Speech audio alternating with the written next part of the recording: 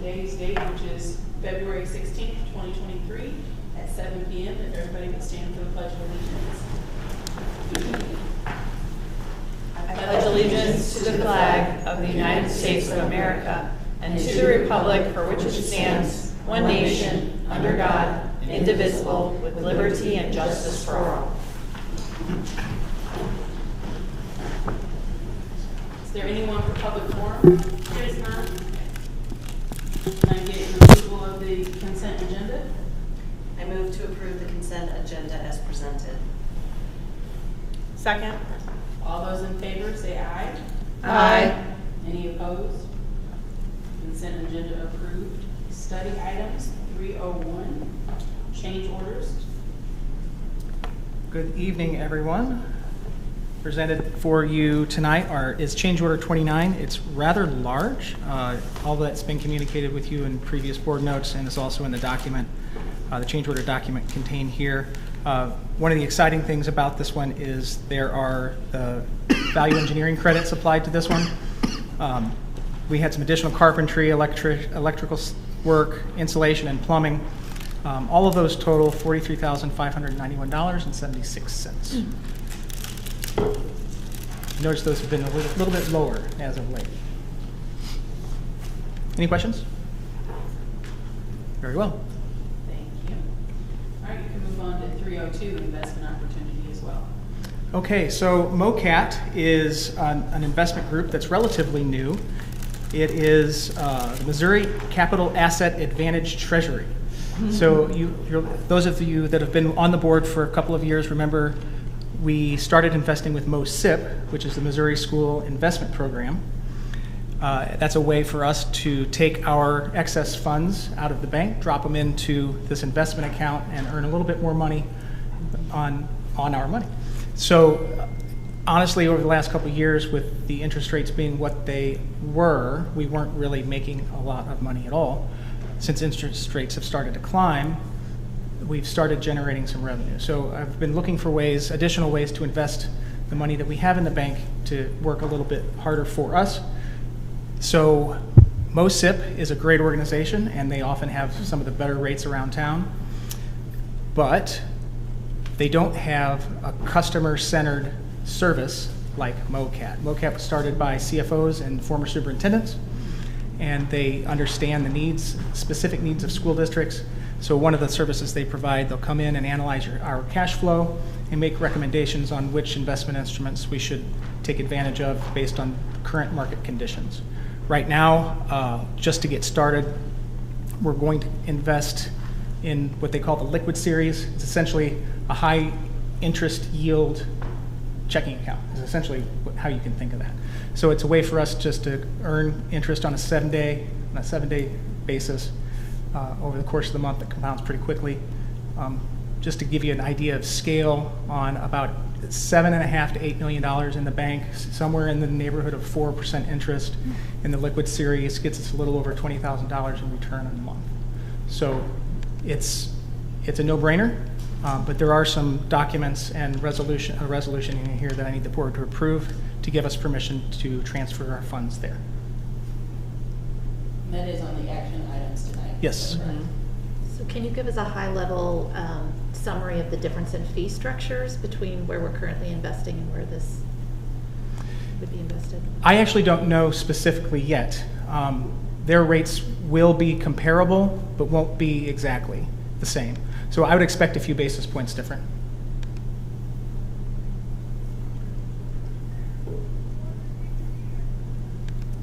By having that, one thing that's really nice about this, by having the analysis component, we're able to select higher yield, longer term investments that we may not be able to take advantage of just because we've got their expertise behind us making those recommendations. They live in the markets, we don't, and I'm looking forward to starting a relationship.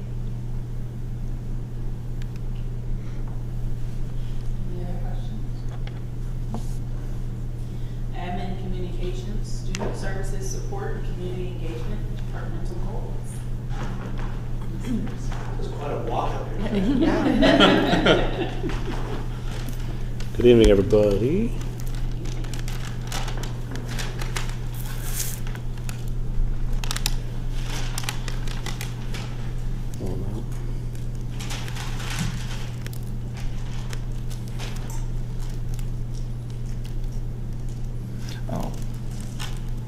Vince touch the screen share button on the display?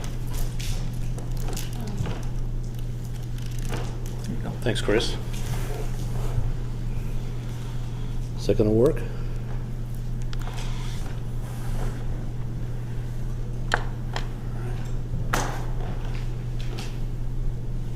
Is there a code for me to type in? No, it should pop up in your selections. All right.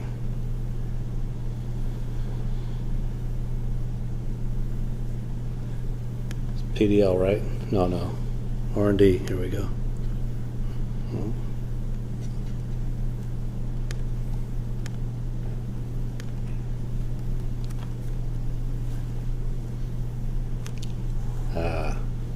Thanks for your patience, everybody.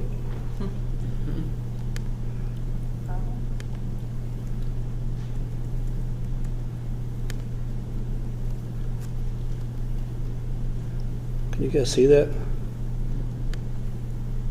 Let's see.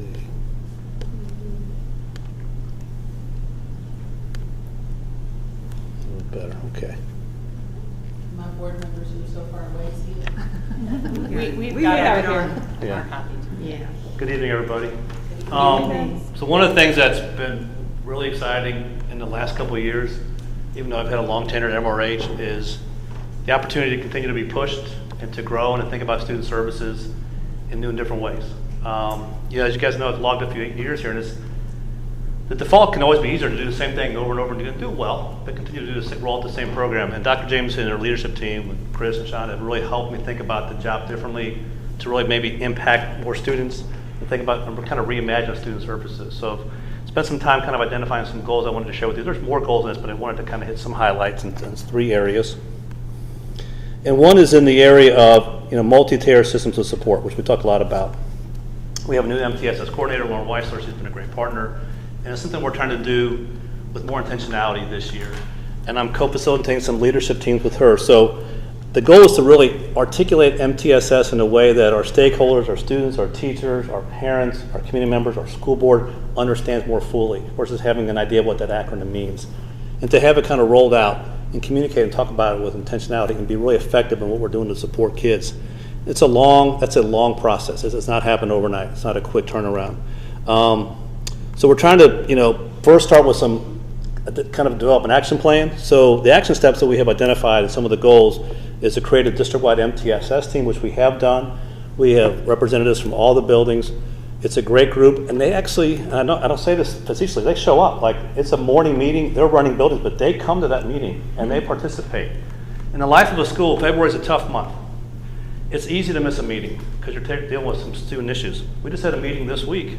Dr. McGee was there. And I know he's very busy. Everyone showed up 100% and they fully participated because they want to roll us out with fidelity. So we're developing an action plan. So that group is meeting. We have a draft of an action plan that we just rolled out and shared with our MU consultant, Dr. Lisa Powers. It's going to kind of always interplay between kind of foundational planning pieces and some action items. And I'll share a link with you guys so you can take a peek at the draft. One of our primary goals is to get clear about social emotional learning screeners that we're going to do pre-K through 12. We screen for everything in this district: vision, hearing, dental, reading, dyslexia. And we're going to do some screening for social emotional learning, not to diagnose kids, not to provide treatment, but to really get a sense of what our community and culture is experiencing. How are our students coming into the space? What can we do to support them? We've done some SEL screeners at the elementary school. Our goal is to identify a screener and have that rolled out before the end of the school year, and we're on track to do that. And then the final thing is to identify a way to do kind of a tier 1 curriculum, tier 1 supports in all the buildings. And that's tricky because that's going to be done now. The tier 1 supports would happen in the classroom with our gen ed teachers. And it's hard to do, it's tricky to do social emotional learning teaching behavior and expectations as a discrete thing. So we're kind of wrestling with how to do that. We are using Second Step as a curriculum resource, not as a curriculum. Dr. McGee appreciates that. It says as a resource. But we have that currently going through K-8, and we're still kind of working through that. We also want to figure out how to do that to high school. That's the hardest place to do tier 1 SEL work. There's not a logical space to do it. We don't have a lot of advisory periods, so we're going to work with a team next year with our new high school principal to kind of figure out how to do that. We're going to bring in student voice and have them help us to figure that part out as well. So those are some of our goals for multi-tier systems of support. Also identify some goals for ICAP. You guys have heard of ICAP? Anyone? Rumors about it? It's an individual career and academic plan. It is required. So first of all, I think it'll be helpful for kids to have a 5-year plan that kind of touches into their course of study, tying it in with career interest. That will be helpful for students. And I'm always reminded that's where you want to start this work. If it's helpful for kids, let's do it well. It's also a huge MSIP 6 requirement next year. So we have to do it. But I kind of want to do it because I think it could be done well.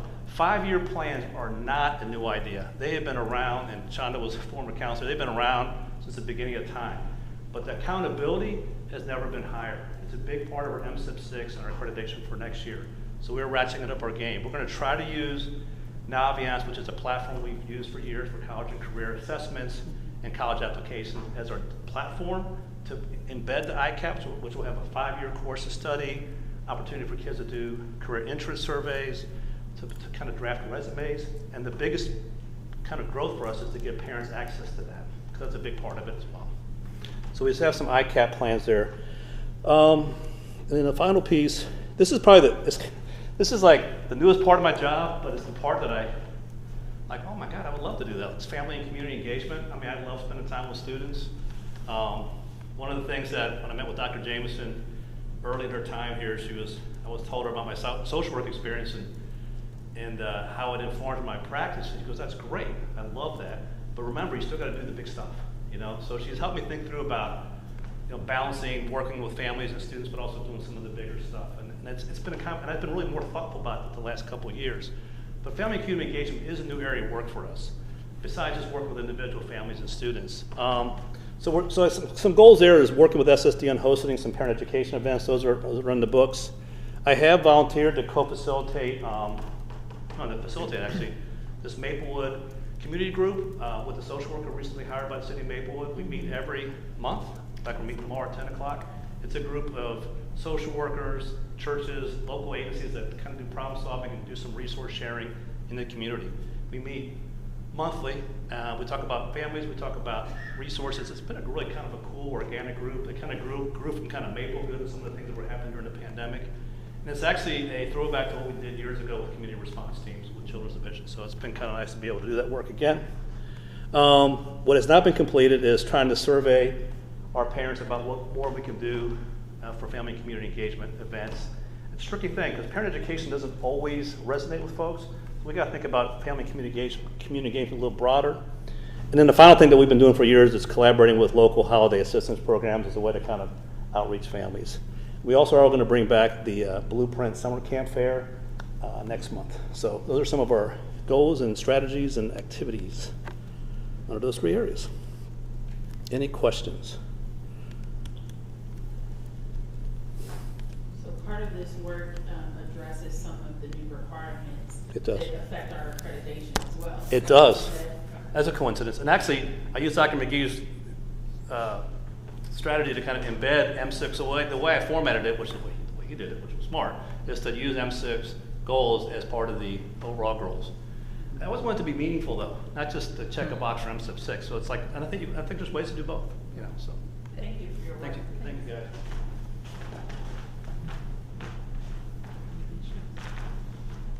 HR departmental goals update.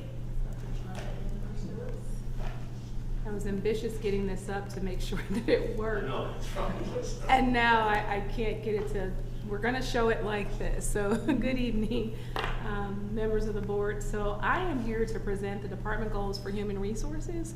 I'm really excited about these goals. I think I snuck a 4th goal in, so there's a lot of work going on in human resources. And my initial purpose was to show 3 goals, but there's a 4th goal that I think is tied and melds really nicely with Vince Estrada as the Director of Student Services. And so first, under L7, which is a leadership goal, under MSIP 6, the local school board and administration ensures the use of effective evaluation process for all employees and a systematic program evaluation process for the schools. System programs, practices, and procedures for the attainment of the vision, mission, and goals. And so that is the MSIP goal that this strategy is aligned to. And what I want you to pull out is just the effective evaluation process. You will recall in November on the 17th during that board meeting, I brought forth a proposal for Frontline, and it was directly tied to this goal. I shared with you that we had a couple of different systems and vendors that we had in place. We utilized Frontline, we utilized Talent Ed. There were a couple of paper-based processes that we also used. And so this allowed an opportunity for us, and I'm very thankful for the board approving that, to have a one-stop shop, so a centralized storing place for us to connect all of the aspects of our hiring process. So again, it connected recruitment, hiring, attendance, professional development, and evaluations all in one platform. And so a single sign-on for our staff members, which also will make that easier for them down the road. This also allows MRH to have a strategic approach. So not necessarily piecemeal, but a very strategic approach to maintain and track compliance with our school, our district, and our state compliance standards and requirements. And so the action steps, if you may recall, we identified and implemented the new human capital management system. This was a system that we had a great level of familiarity with. I connected with departments, with buildings, with administrators, with our peer district groups to see how this system had fared for them. We also are looking at our job descriptions and our study items. You will see batches of job descriptions. Those will continue to come forward. Part of the rationale is because many of our job descriptions have not been updated in a very long time.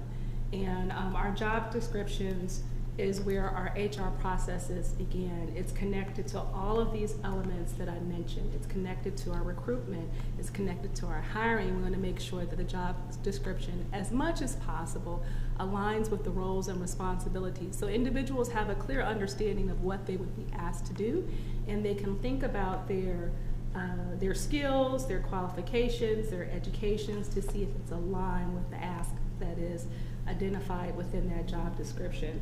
So again, that is really important, and you will continue to see each month different departments where those job descriptions will be coming forward, because like I said, some of them have been recent.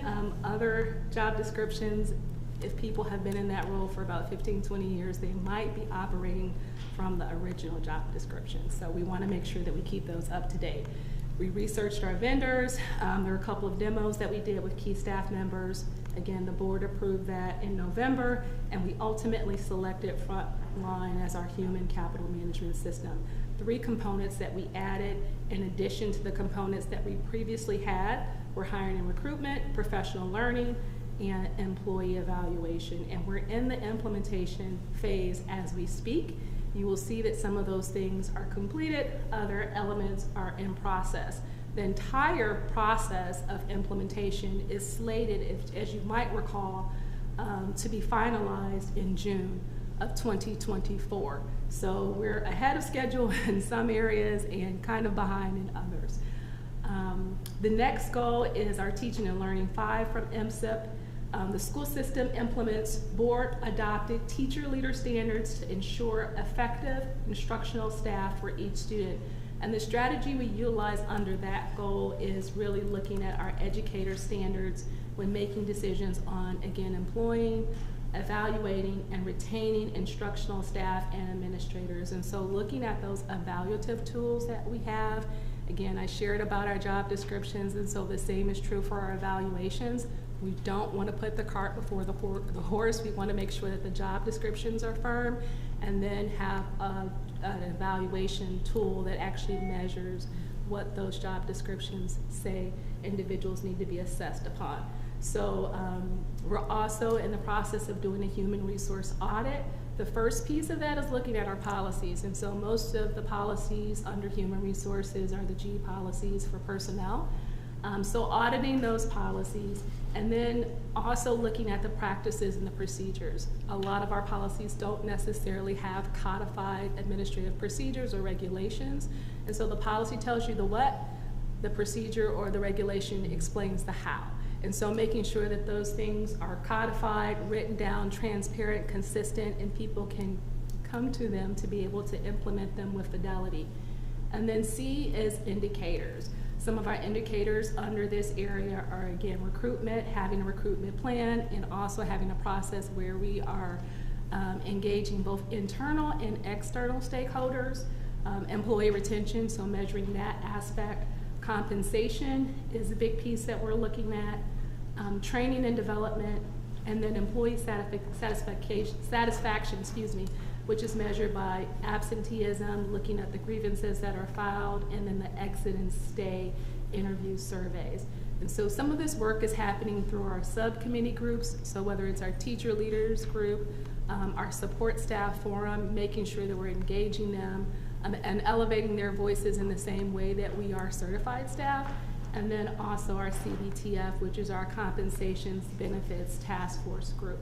So right now, I think our next meeting is slated for the 22nd, so next week in those subcategories that I mentioned, the committees are going to be looking at leave, benefit, salary analysis, and then also I think the last one is PD. So we'll be working on some of those pieces together. This is where I snuck that next goal in. This is TL10, and we're talking about evaluation instruments, and so it made sense to pull from counseling as well. So Mr. Estrada shared that there is an emphasis on looking at the comprehensive counseling program, and MSIP 6 has several standards that school districts must implement.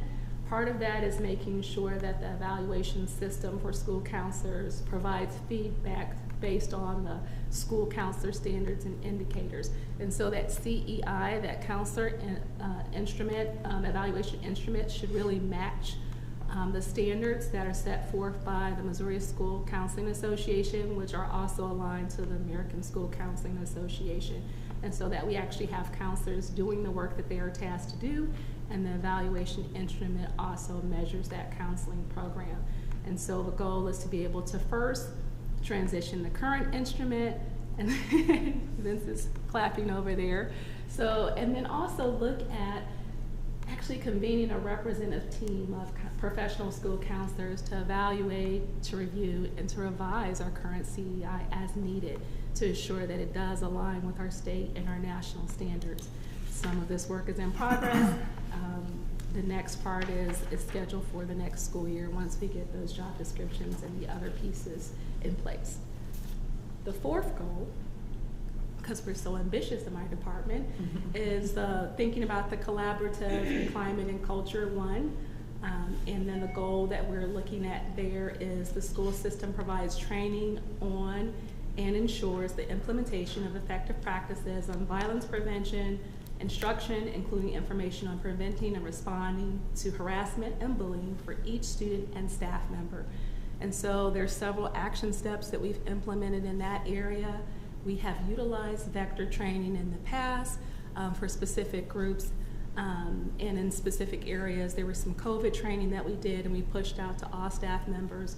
There are all of our back to school and compliance training is available in this platform.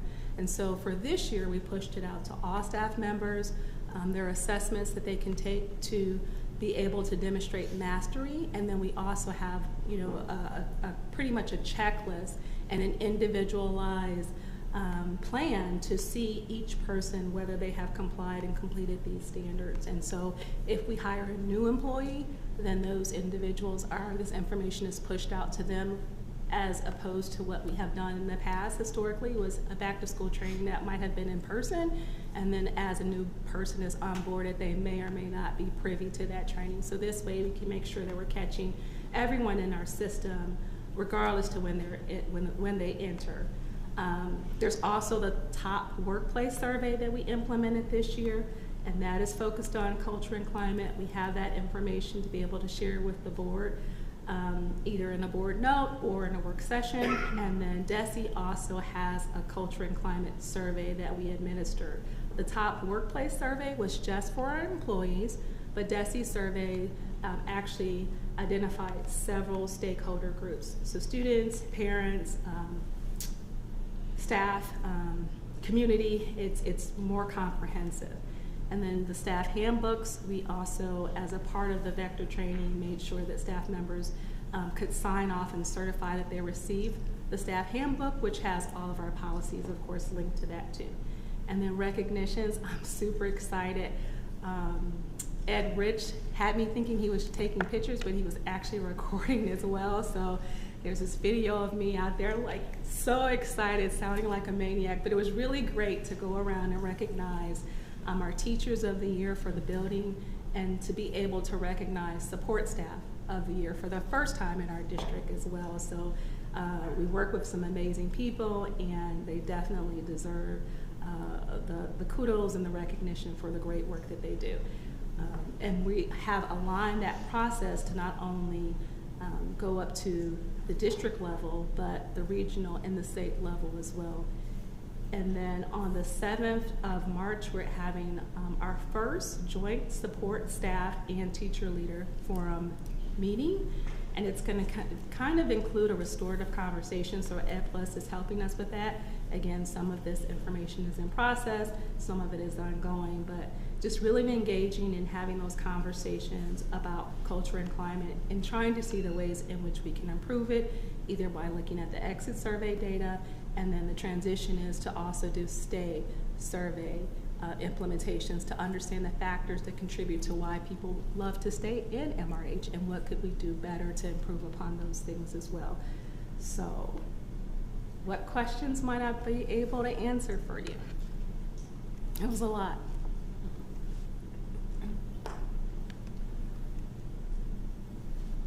It's really exciting to see the great strides you've made, Thank you. both of you. Yeah, I'm excited to see both of the presentations, and I know I've talked with Dr. Ambers Phillips about the hopes to continue to integrate our equity policy work into these pieces. I think especially in the human resources space, and understanding of how different groups may be disproportionately impacted by, hiring or promotions or things like that, I think is really important, and appreciate the efforts to develop our data systems that can help us capture that and have some conversations about what's working and what could be improved upon. Thank you.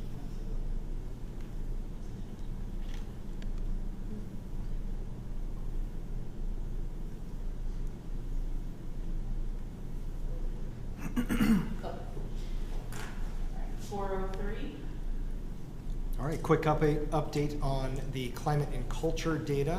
I'm in communication with Dr. Jameson, and we are still awaiting the information disaggregated to report back to both you and everyone else. So wanted to at least give you that update. Thank you. Move into 404 strategic planning update. Yes, that is me as well.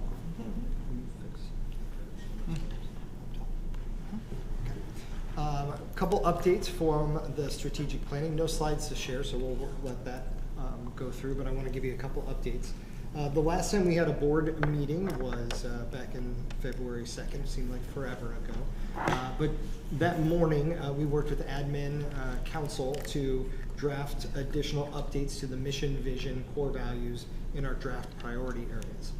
Since then, we've taken that work and moved it even further along with our cabinet. So this Monday, we took all the information that we had up until then and moved that into a cleaner version. So we're excited to bring to you at our workshop updated edits of our mission, vision, our 5 core values with definitions, and drafted key priority areas. So a lot of work has been done up until today, and we're really gearing up for that March 2nd meeting as being our next opportunity to really put some drier ink on the page versus the pencil that we've been writing in so far. So that's that one piece of the puzzle I wanted to bring to our attention. I also linked in the agenda the link to our website. So after every steering committee meeting, we upload the resources and the agenda and make sure that that's available for our community. So if you'd like to check that out, click on parents and students and then highlight down on the bottom, on programs and down on the bottom and click on strategic planning.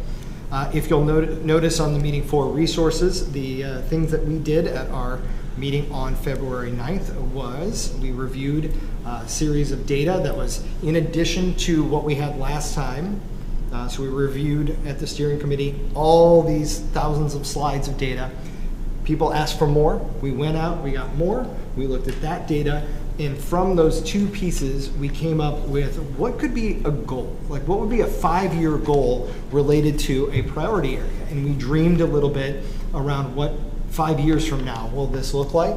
And then we talked about what potentially could be our measurements that we would use. So it was a really great conversation. People got so in the weeds that it was like, no, goals, up here, up. We had to get them out of a specific thing and try to bring them up to a higher level.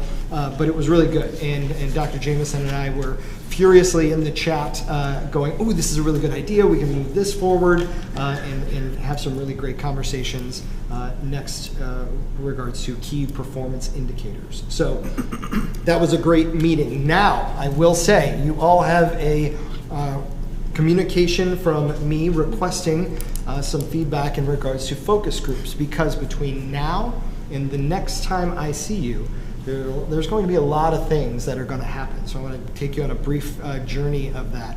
So with our focus groups, what we intend to do is on March 1st, 2nd, 3rd, 6th, and 7th, we're going to be convening a number of different focus groups.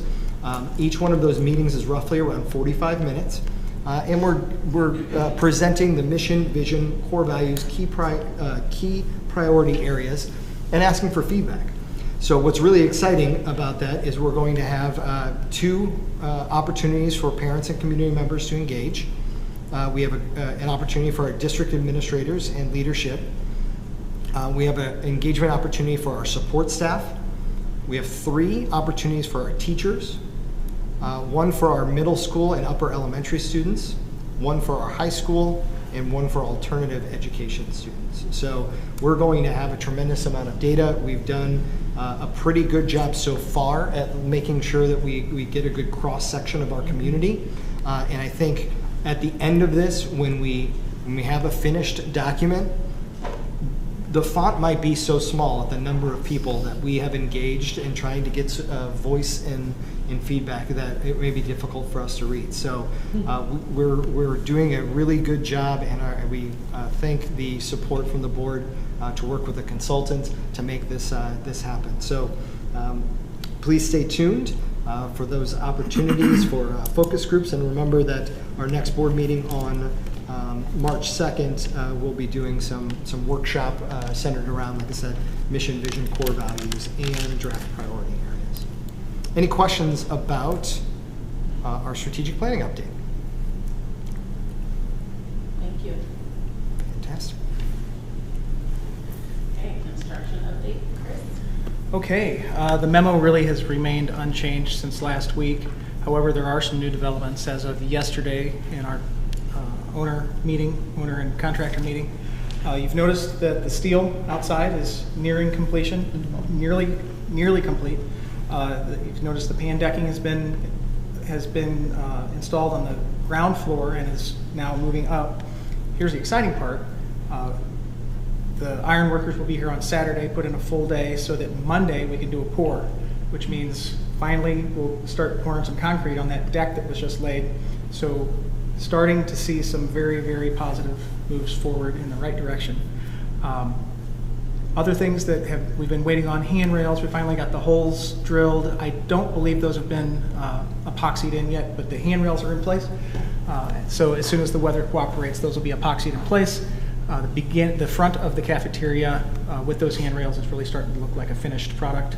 I believe Ed will have some communications that he'll share with you maybe tonight, maybe at another point, about what the ADA ramps are going to look like. You've noticed those in the memos, and it's fair that we share with you the 3D renderings of what those will ultimately look like when complete.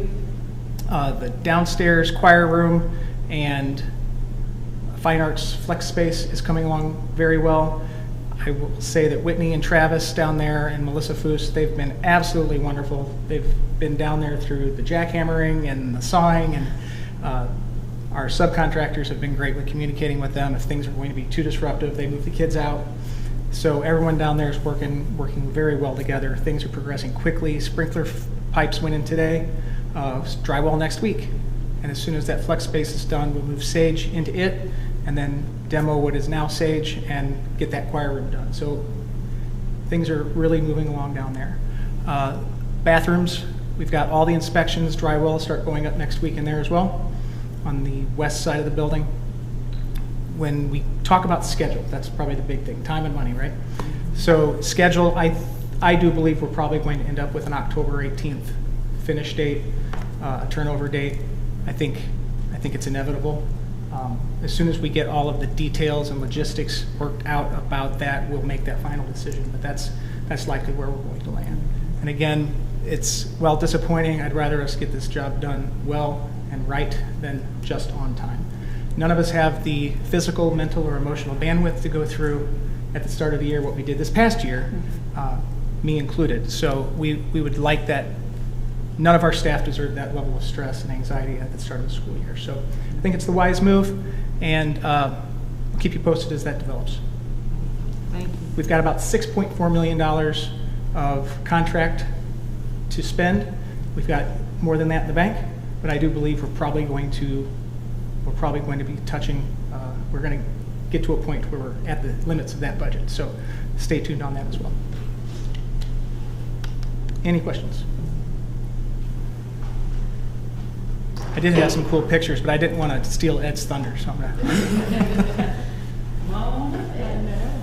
The funny thing is, Chris and I don't even really coordinate on my video, but somehow month after month it seems to match up. So anyway, all right. We are going to start in the aforementioned vocal and instrumental music area. That's this, and finding that set of steps was kind of like an archaeological dig, wasn't it? And people forgot it was tomorrow. there. Yeah. So. And I believe tomorrow and Monday they're going to start, yeah, all right, moving forward with this and getting rid of those steps. So there you go. All right, they get up early around here.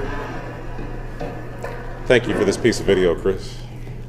The steps leading down into the courtyard.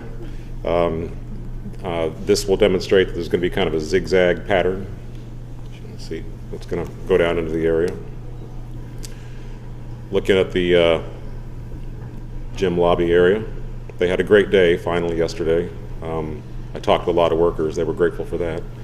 So there's building A, there's the steel that, as Chris mentioned, is nearing completion. I got this next shot because I kind of wanted to demonstrate just the square footage, give you an idea of the scope. These guys really didn't want to be on video. But that's going down into the, the below ground area where the offices will be. So, yeah. So this is the workers preparing the existing north-facing gymnasium wall to mate with the incoming gymnasium wall. And the kids are still taking PE classes, but they're protected from the dust as best we can do. And it's not quite as loud as it is up there down in the floor where the kids are working at. The only way to get the dumpsters up there is with those lifts. So a lot of stuff coming out of that area right now. And here we are at the south-facing cafeteria. We're going to just take a little stroll down the ramp here, twiddle your thumbs a little bit. So yeah, the railings are in place. As Chris said, they're not affixed to the ramp yet, to the walking surface, but it looks like they're pretty darn close. And that will be a great day because as the weather improves and the kids want to get out for energy release and things like that, they'll have some additional access. And this door goes right into the cafeteria. Okay. And you'll recognize that as a concession stand. That inset picture there shows what ultimately it should be looking like.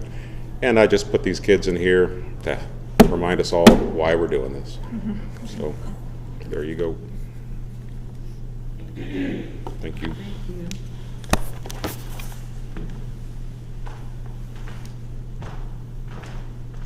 Finance, the Chris Holder Show. All right, let me get my summary open and share.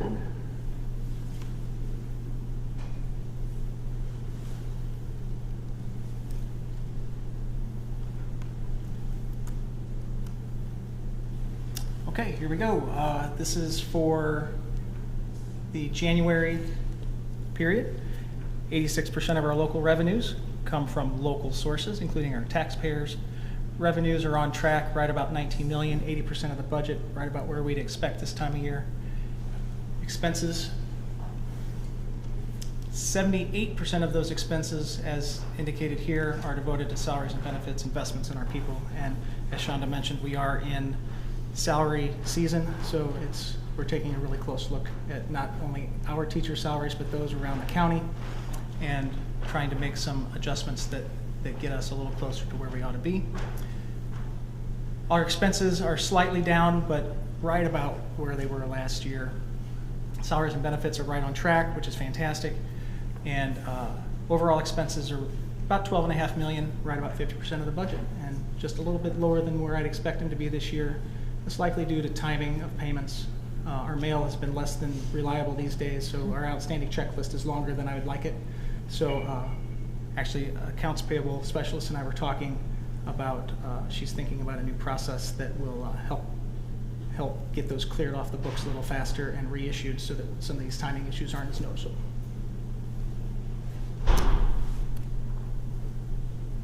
And here is our fund balance.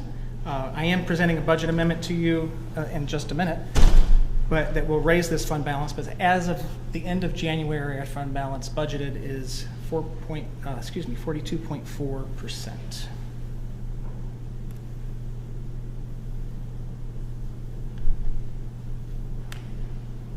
What questions do you have?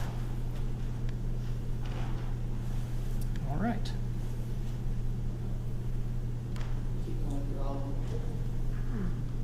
Yeah, but you don't want to see my messy desktop, so. What's next? The amendment? Okay, this is an amendment that primarily does a couple of things. I'll go ahead and put it up here, even though it's a bunch of numbers, and it probably won't help. At least our folks at home can take a look at it. Here we go. Okay, so we're making slight adjustments to our, oops, I'm on the wrong page. There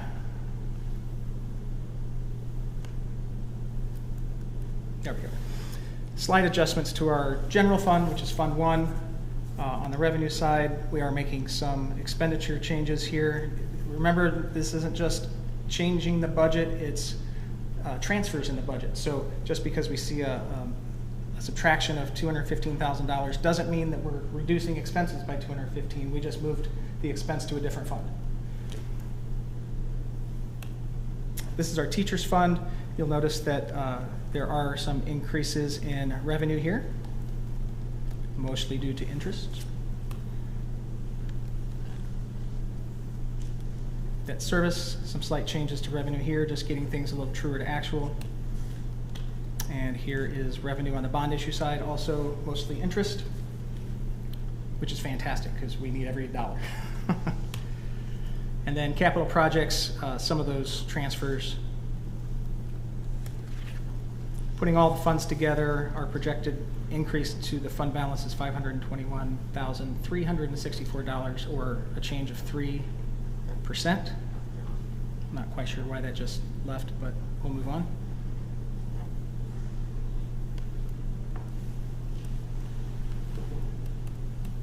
Okay, on just the operations side, sorry, my computer's acting strange. The operations side of the budget, which does not include our bond funds or our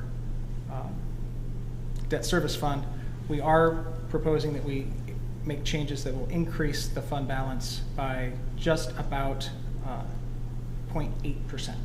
So that raises it, if you look at the numbers there, 42.49% to 43.28. So we are making changes that increase revenues more than expenses, which is, if you're going to amend the budget, that's the way you typically like that to go. And the listing of all the accounts as backup are below. Any questions? All right, and I will move on to the revenue for the fiscal 24 budget. Can you believe we're already talking about fiscal year 24? It's always a little bit of a strange time of year because we're wrapping up the end of this fiscal year, planning for the next fiscal year, and then in just a few months we'll be auditing. So it's a lot of moving parts this time of year.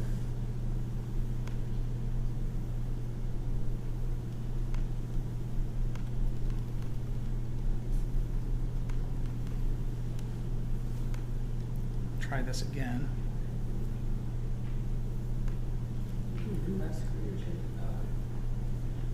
So I've been using the same template for all of my presentations, budget presentations for the last few years, so I thought I would update.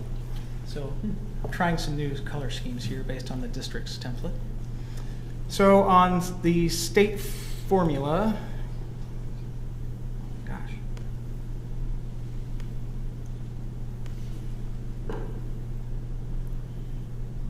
Well, I wanted to talk to you about the tax revenue, but it won't let me go back to it, so.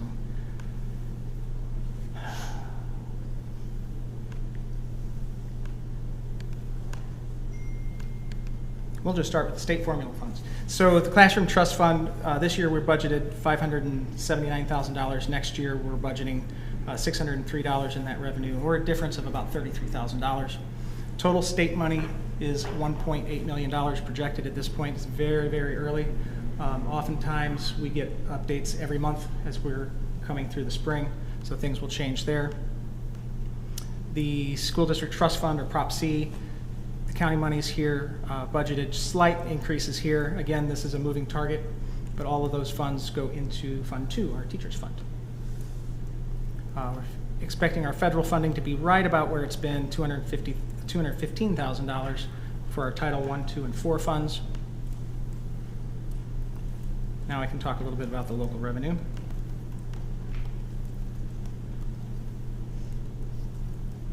Okay, so here is a multi-year look going back to 2020, but I am right now budgeting a slight decrease in local tax revenue. I don't think that's the way that's going to be. I don't get actual numbers from the county until March 15th is the statutory deadline. So I'm just using previous years. This is a reassessment year that we're coming into, so I'm using previous years, the rate of change and applying that, realizing that we can only get about 5% is the maximum amount of growth that we can see due to the Hancock Amendment. So it's the lesser of CPI, 5%, or assessed valuation growth.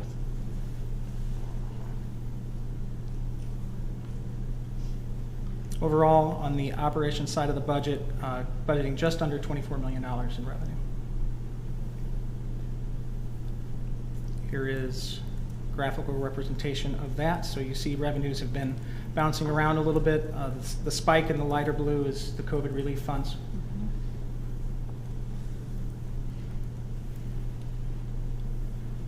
Right, so the budget managers or budget supervisors, administrators are feverishly entering their budgets into our system so that we can start looking at them. I've been meeting with a couple of them individually to make sure they're not only on track for this current fiscal year, but also planning appropriately for the following fiscal year. Then we'll start meeting with all of them. I believe next week is our first budget meeting with the central office administrative team, and I think the high school principal is up first. So those are always fun. Those are actually grueling. They're not fun. They're not fun at all, but very necessary. And we'll recalculate the revenues and bring you an updated look next month once we get some better numbers from the county. And by then we should have a little bit of a draft expense budgets. We'll be getting a little closer on salaries And we'll be through about half of those budget meetings, a little over half of those budget meetings by then. So again, this is very early, but I like to start presenting as soon as possible so that our budget workshops are not the long marathon sessions that we've all experienced in the past. Any questions? Okay.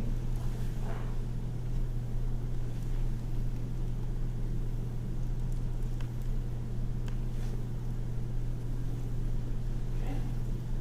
Thank you, Chris. You're welcome. Committee reports. Does anybody have a report they'd like to share? We have a few. We'll start with the Good News Committee.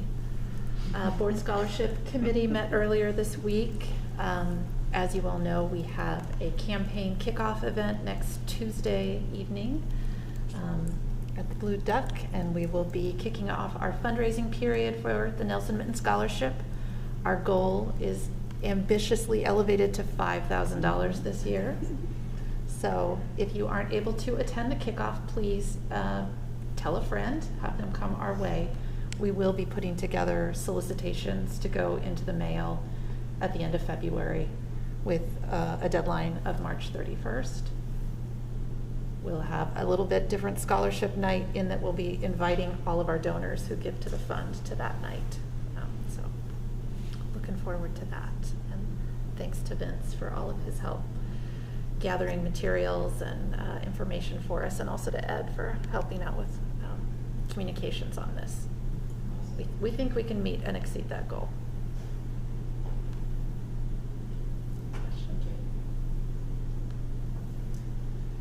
I went to Joe's place, but my report's not there. Where do you get to that? We approved our budget for the year. We approved our strategic plan for the year. We're looking at raising resources, funds, post-COVID to continue to support the house of students.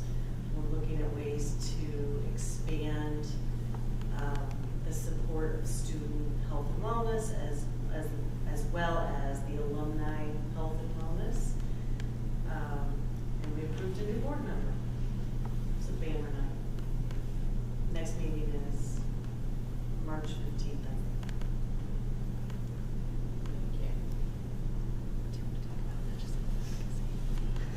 think.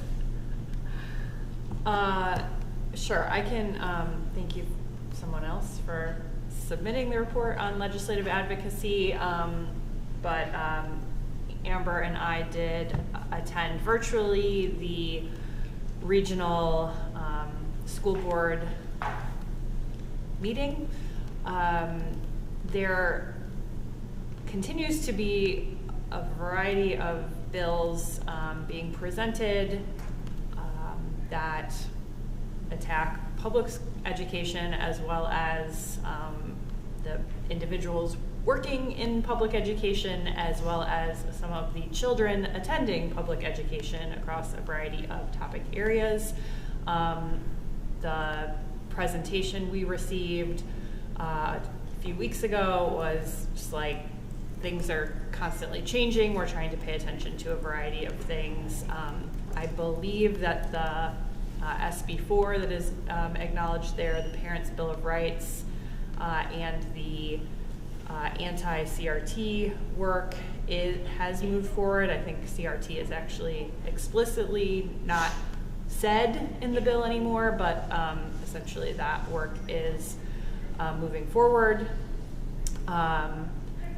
I think there are many people in our community that are very concerned about the continued attacks on transgender students, whether it is athletic participation or access to gender-affirming care, and encourage community members to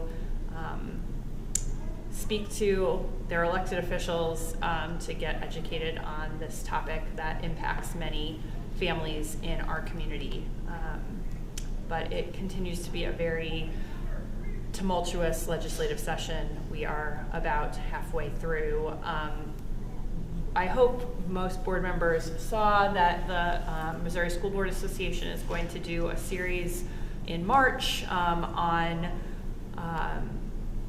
a variety of topics. I believe we are enrolled as registered as a district. I think it was, a very nominal fee for us to participate in lunchtime Friday learning sessions throughout the month of March, as well as continuing to engage in this local work. And I believe Amber may be trying to gear up for the Advocacy Day in Jeff City, but MSBA does, encourage us to all go up on that day, although I think it is organize your own meetings with elected officials that you choose to meet with. So, yes, so anybody who wants to channel their frustration and rage, please join me on March 28th, going to Jefferson City. I will go ahead and make appointments with our legislators who influence our immediate area, but also some of those in adjacent districts. There are, as Katie said, a number of proposals that will significantly harm our teachers, our students, our district finances. We need to continue to advocate for sensible legislation that does not destroy communities. So I will send details about that to everyone once I've booked those appointments. I will note that there was a push on this call for districts to prioritize making a public statement against open enrollment. I'm not personally clear that that is the top priority for our district, and I'm not exactly clear why MSBA and others have made that the thing that they're looking for resolutions from boards on. We did receive a draft resolution from Ed Plus. Again, I think we probably do have something to say about open enrollment, but it doesn't seem to be quite as pressing as some of the other items, or everything seems to be very urgent right now. I don't want to say that that's not an urgent thing, but the harm that we potentially could face from many of these other bills seems to be greater. So I'll just, if you hear other school districts are considering that resolution of support, I don't think it's necessarily going to impact how the lobbyists for our various associations go about talking about that issue in Jeff City.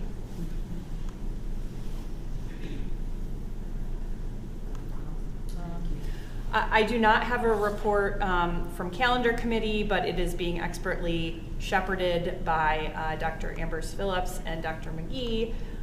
We should, at the next meeting next week, come to some final decisions, which will be coming forward to the board soon. So you could see the sausage being made, but we prefer to just bring some final work to you at a future meeting.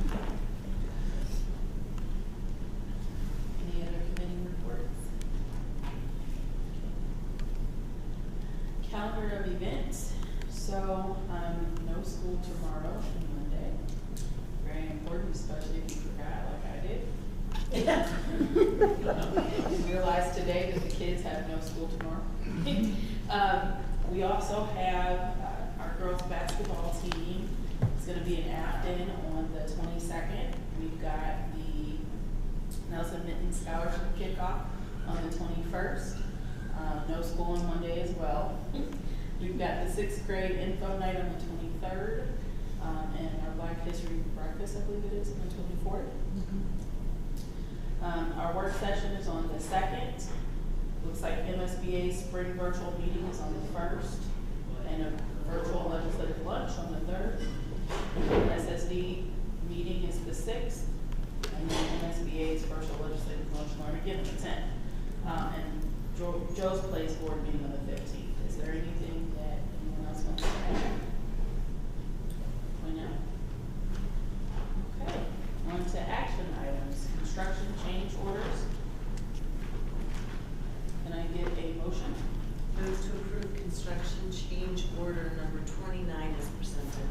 Second? Thank you, Rachel, thank you, Amber. All those in favor say aye. Aye. Any opposed? Motion carries. Board Policy Batch 2022B.